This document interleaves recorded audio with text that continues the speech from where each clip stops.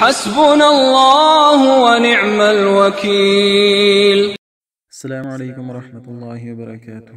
ہر مشکل و پریشانی میں 3 بہترین وظائف: اللہ کی حمد اور نبی کریم صلی اللہ علیہ وسلم پر درود پڑھنا دعاؤں کی قبولیت کا ذریعہ ہے، اس لیے انہیں ہر دعا کا حصہ بنائیں۔ جامع ترمذی صحیح حدیث 593۔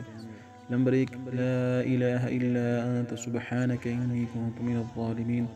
ترجمہ: تیرے سوا کوئی معبود برحق نہیں، تو پاک ہے، میں ہی ظالم خطا کار ہوں۔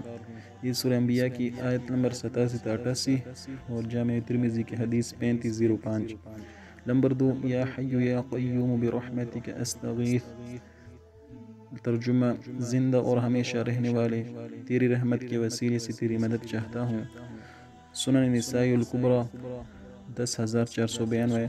مستدرک الحاکم، جو اس کی حدیث کا کتاب ہے، مستدرک الحاکم 1862۔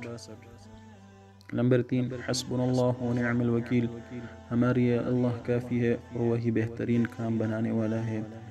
سورۃ العمران کی آیت نمبر 173 اور صحیح البخاری میں اس کا حوالہ جو ہے 4563، یعنی 4563 حدیث کا نمبر ہے۔ تو اللہ تعالی ہمیں اس کو پڑھنے کی توفیق عطا فرمائے اور اللہ تعالی ہمیں اس پر عمل کرنے کی بھی توفیق عطا فرمائے۔ اللہ تعالی ہماری ہر مشکلات کو حل کرے۔ السلام علیکم ورحمۃ اللہ وبرکاتہ۔